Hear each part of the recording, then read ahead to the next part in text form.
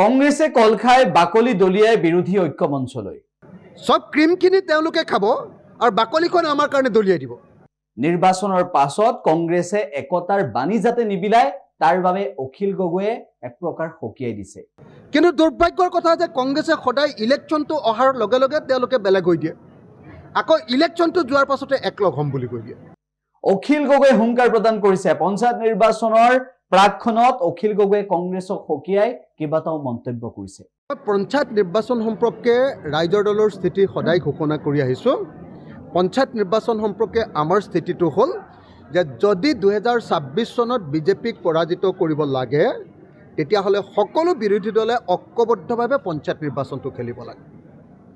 যদি পঞ্চায়ত নিৰ্বাচনটো আমি একেলগে খেলোঁ তেতিয়াহ'লে 2026ৰ কাৰণে আমাৰ সকলো দলৰ বিৰোধী দলবিলাকৰ 16টা দলৰ কৰ্মীবিলাকৰ মাজত একদম অন্তঃকৰণে যিটো একতা, সেই একতাটো আহি যাব। এইকেইদিন যে যিটো কাজিয়া হৈছে, উপ নিৰ্বাচনক লৈ আমাৰ যিটো কাজিয়া হৈছে, MP নিৰ্বাচনক লৈ CPM আৰু আমাৰ কাৰ্বি আংলঙৰ যিটো আঞ্চলিক দল, সেই দুইটা দলৰ লগত কংগ্ৰেছৰ যিটো সংঘাত হৈছিলে, সেই সংঘাতটো যদি দূৰ কৰিব লাগে আৰু আমাৰবিলাকৰ লগত যিবিলাক আঞ্চলিক দলবিলাকৰ লগত, বামপন্থী দলবিলাকৰ লগত ৰাষ্ট্ৰীয় দল কংগ্ৰেছৰ যদি সঁচাকৈ সমিল মিল হ'ব লাগে একদম গ্ৰাছৰুটলৈকে, তৃণমূল পৰ্যায়লৈকে, তেতিয়াহ'লে আটাইতকৈ ডাঙৰ অস্ত্ৰটো হ'ল পঞ্চায়ত নিৰ্বাচনটো। এই নিৰ্বাচনটো আমি একেলগে খেলিব লাগিব। কিন্তু দুৰ্ভাগ্যৰ কথা যে কংগ্ৰেছে সদায় ইলেকশ্যনটো অহাৰ লগে লগে তেওঁলোকে বেলেগ হৈ দিয়ে, আকৌ ইলেকশ্যনটো যোৱাৰ পাছতে একলগ হ'ম বুলি কৈ দিয়ে। আপোনালোকে নিজে দেখিছে, আপোনালোকে যেতিয়া আপোনালোকৰ ইয়াত আমি থাউৰাৰ উপ নিৰ্বাচন খেলিছিলোঁ তেতিয়া তেওঁলোকে আমাৰ লগত বেলেগ হৈ দিলে। তেওঁলোকেও খেলিলে, আমিও খেলিলোঁ, তাৰ ফলস্বৰূপে বিজেপি জিকিলে। একদম আমি জিকিব পৰা সমষ্টিটোত হৰাই দিলে কংগ্ৰেছে। ঠিক তেনেকৈ আকৌ যেতিয়া আপুনি দেখিছে যে MP ইলেকশ্যন আহিলে তেতিয়া তেখেতসকলে বামপন্থীৰ লগতো বুজাবুজি নকৰিলে।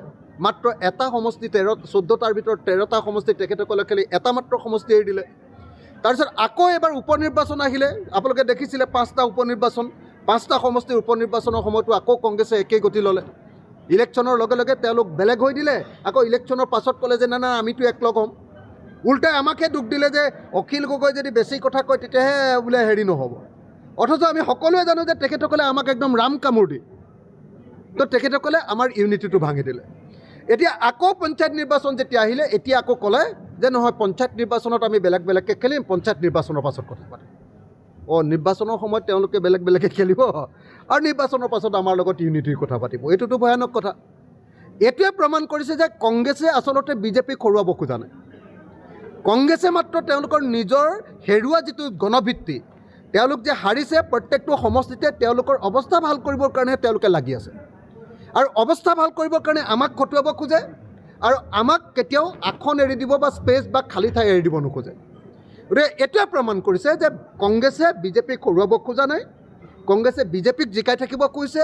কংগ্ৰেছে মাত্ৰ ইলেকশ্যনৰ সময়ত নাটক এটা কৰে, ইলেকশ্যনৰ সময়ত আকৌ সেই নাটকটো ভাঙি দিয়ে, তাৰ আগে আগে নাটক এটা কৰে, ইলেকশ্যনৰ সময়ত ভাঙি দিয়ে, আৰু এনেকৈ সদায় আমি বিজেপিক সহায় কৰি থকা দেখিছোঁ। সেইকাৰণে মই একদম স্পষ্টকৈ কৈছোঁ যে আমি পঞ্চায়ত নিৰ্বাচনত বেছি আসন নেখেলোঁ ৰাইজৰ দলে, বাকী দলবিলাকে নিশ্চয় বেছি আসন নেখেলে। গতিকে কংগ্ৰেছে আমাক কেইখনমান আসন দিব লাগে আৰু বাকী গোটেইবিলাকতে কংগ্ৰেছে খেলক, আমি তেওঁলোকক সহযোগিতা কৰিম। তেতিয়া তৃণমূল পৰ্যায়লৈকে আমাৰ সকলোৰে একতাটো, ইউনিটিটো আমাৰ বৃদ্ধি পাব। কিন্তু তাকে নকৰি প্ৰত্যেকবাৰ লাট মাৰিব আৰু তাৰপাছত ক'ব যে বিজেপিক হৰুৱাবৰ কাৰণে আমি একলগ হ'ব লাগে। আৰু তেতিয়া অখিল গগৈহে একলগ নহয়, আঞ্চলিক দলবিলাকে একলগ নহয়, বামপন্থী দলবিলাকে একলগ নহয় বুলি কংগ্ৰেছে অপপ্ৰচাৰ চলায়। সেইকাৰণে এই মুহূৰ্তত মই আকৌ এবাৰ সুধিছোঁ ভূপেন বৰা ডাঙৰীয়াক, মই আকৌ এবাৰ সুধিছোঁ গৌৰৱ গগৈ ডাঙৰীয়াক, মই আকৌ এবাৰ সুধিছোঁ ৰকিবুল হুছেইন ডাঙৰীয়াক, মই আকৌ এবাৰ সুধিছোঁ প্ৰদ্যুৎ বৰদলৈ ডাঙৰীয়াক যে কংগ্ৰেছে আকৌ এবাৰ নাটকেই কৰিব পঞ্চায়ত নিৰ্বাচনত নে বিৰোধী একতাৰ কাৰণে কাম কৰিব? পঞ্চায়ত নিৰ্বাচনত একলগ হ'ব নে নহ'ব, এই প্ৰশ্নটোৰ জবাব লাগে। আমাক চালে বেৰে কোবোৰা কোনো কথা নালাগে, কংগ্ৰেছে বুদ্ধি কৰি কোৱা কথা একো নালাগে। আমাক এইটো লাগে যে পঞ্চায়ত নিৰ্বাচনত একলগ হ'ব নে নহ'ব। আমাক এইটো লাগে যে পঞ্চায়ত নিৰ্বাচনত একলগ হ'লে সঁচা অৰ্থত তৃণমূল পৰ্যায়লৈ আমাৰ একতাটো যে বৃদ্ধি হ'ব বুলি কৈছোঁ, সেইটো সঁচা হয় নে নহয়। সব ক্ৰীমখিনি তেওঁলোকে খাব আৰু বাকলিখন আমাৰ কাৰণে দলিয়াই দিব। এইটো বান্দৰৰ পিঠা ভগোৱা ৰাজনীতি কৰিলেতো আমি কংগ্ৰেছক কেতিয়াও আন্তৰিকতাৰে ল'ব নোৱাৰিম। সেইকাৰণে কংগ্ৰেছ দলক আহ্বান জনাইছোঁ, আহক আমি পঞ্চায়ত নিৰ্বাচন একেলগে খেলোঁ। আমি কমকৈ খেলিম, আকৌ কৈছোঁ, আমি কেইখনমান আসনত খেলিম, বেছি নেখেলোঁ, তেওঁলোককে ছিটবিলাক দিম, কিন্তু একেলগে যদি খেলোঁ 2026 কাৰণে আমাৰ একতাটো পূৰ্ণাংগ হ'ব। আমি একদম দৃঢ়ভাৱে আমাৰ একতা বৃদ্ধি কৰিব পাৰিম।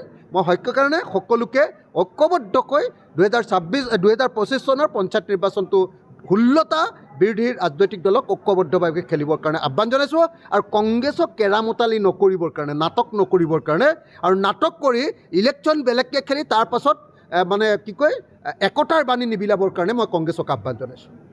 যিকোনো খবৰৰ বাবে যোগাযোগ কৰক 7099017330 লগতে 7099017110 নম্বৰত।